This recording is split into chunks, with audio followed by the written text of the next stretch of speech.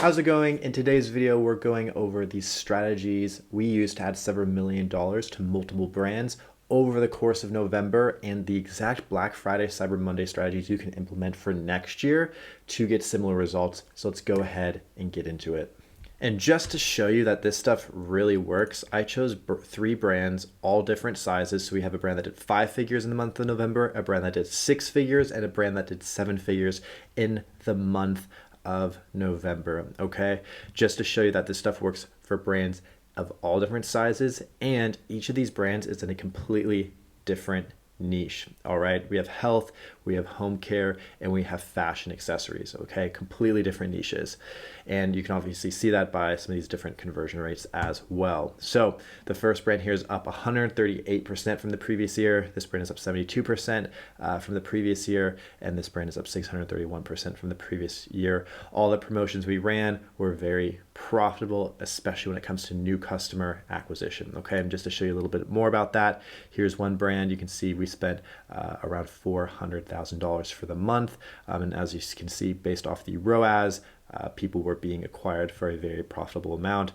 Even the new customer ROAS is quite high, so we are even acquiring new customers for a very good return. All right, so let's go through the guide as to how we were able to generate results like this. Now, this guide was released to our email list. It was not released beyond that, other than in a few communities, but this was the guide that we leveraged to actually grow these brands. And so this is really a culmination of some different newsletters we had.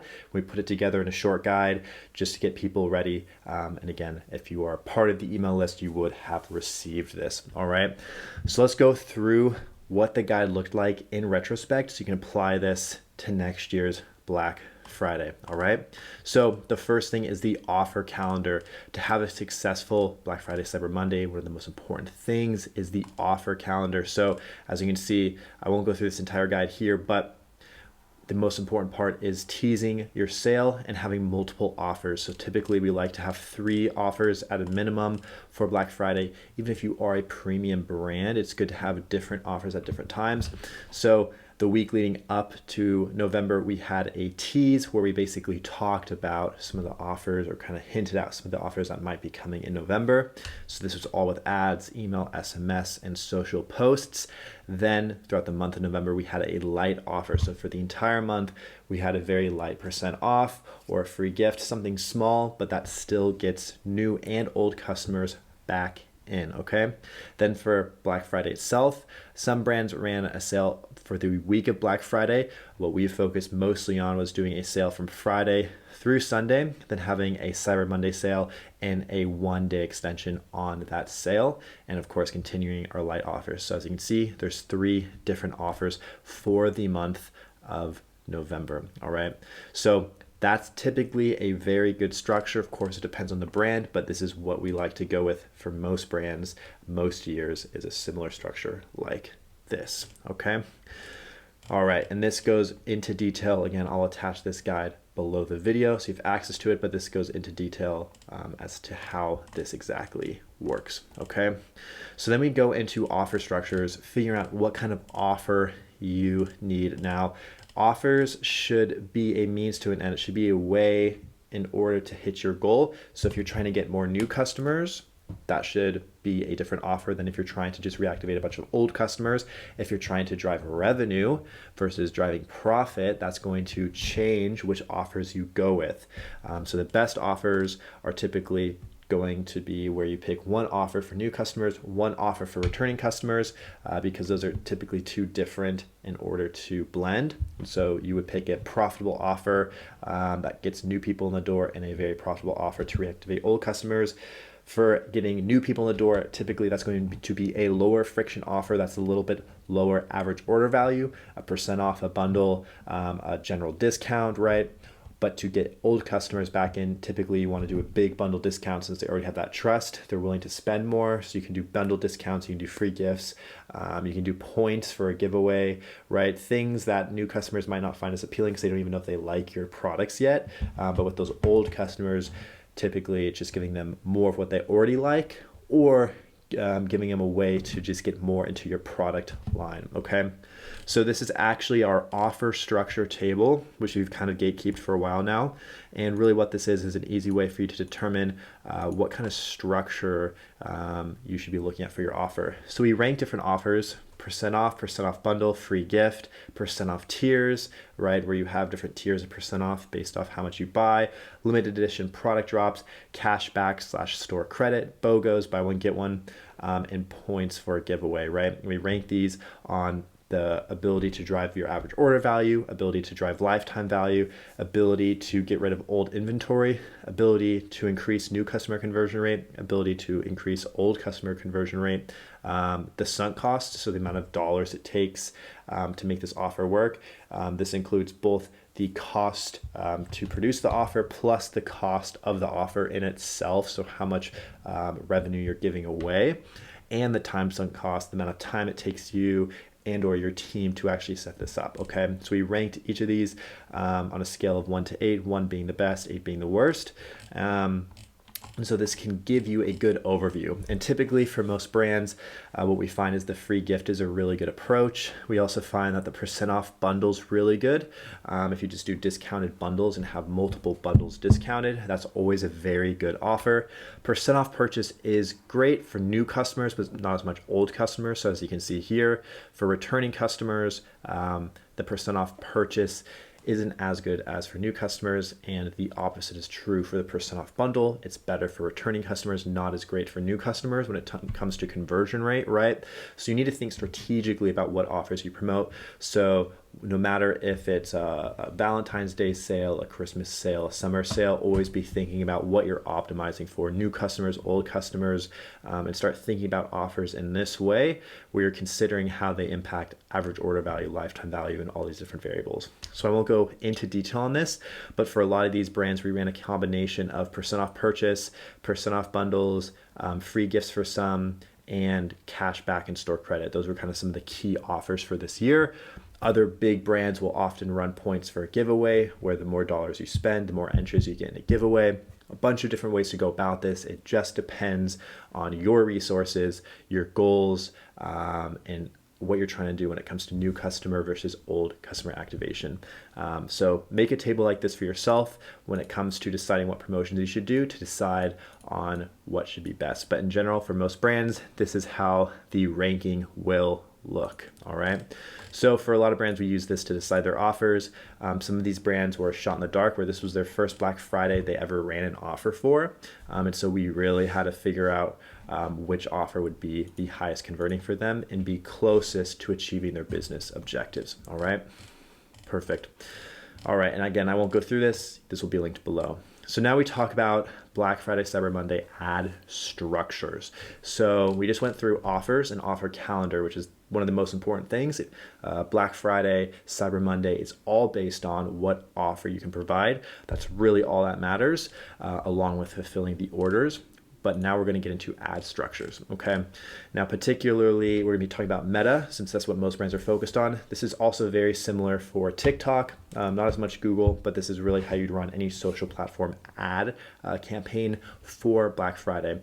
So it's really important to keep in mind for holiday season and Black Friday in general, not to turn off evergreen ads, changing headline and body copy to match offers. And you can just do this on old ads. You don't need to make duplicates or anything like that. Just go ahead and change the copy. Of course, mixing in new creative to existing ad sets and having it compete against your current running creative. That's always an easy way to get some offers out there. And then, of course, scaling budget, okay, by 20% daily. That's about the most you could do. And just making creative that's fun and engaging, not as salesy, okay? So there's a fine line between promoting your offer and being overly salesy, okay?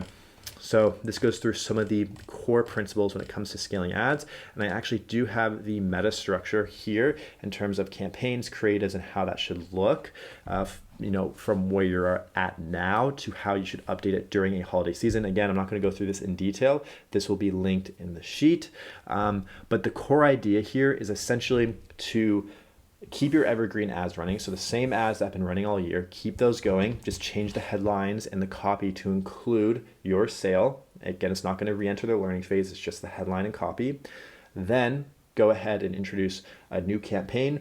Or if you don't care about the organization as much, just throw in offer focused creatives into your existing ad sets, okay? So what we have here, these red creatives are going to be our offer creatives, which are just Black Friday focused with Black Friday angles, with the offer being very bold and a big part of the creative itself. We just throw those into our existing ad sets and have them compete for budget.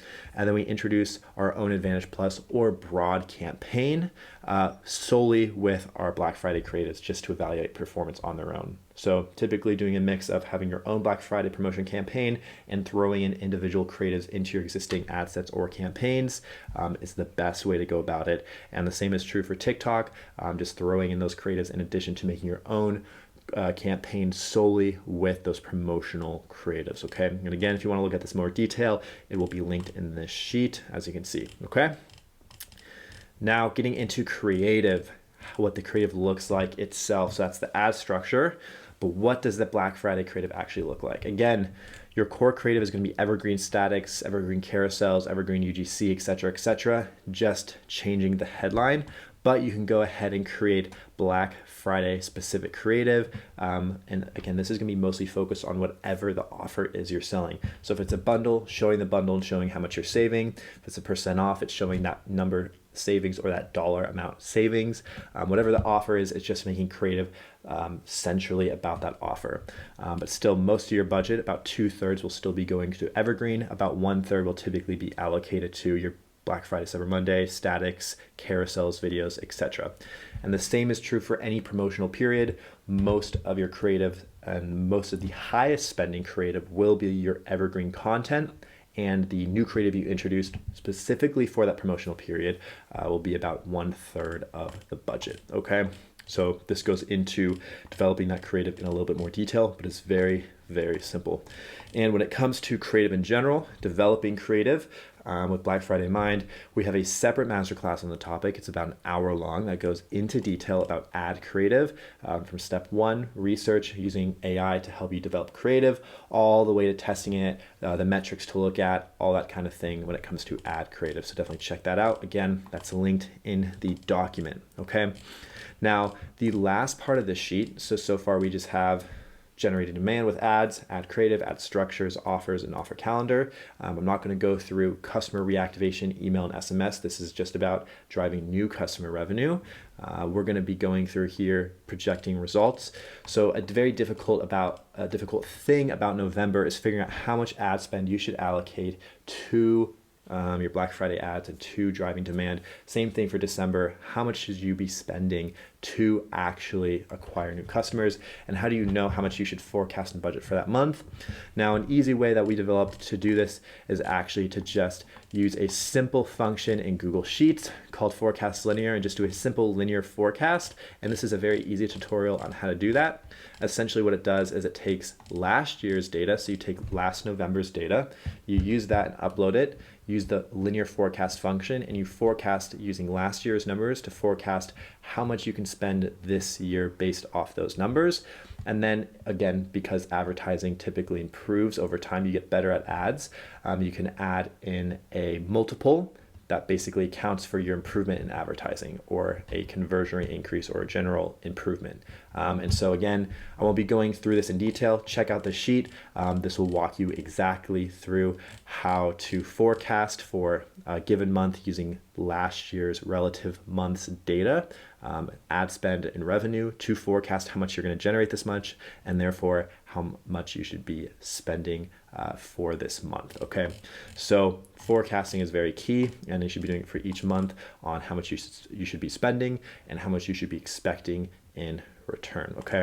And then I just have a little help section down here as well. So definitely check out this sheet. Again, this doesn't go over SMS or email reactivation as much, but it does cover everything you need to know from the ads meta perspective and the offer perspective Black Friday, which is what we focused on for this season. Of course, when it comes to email and SMS, it's all about sending volume. So the days of Black Friday, people are sending out 2, 3, 4 emails, multiple SMS messages on those high sale days.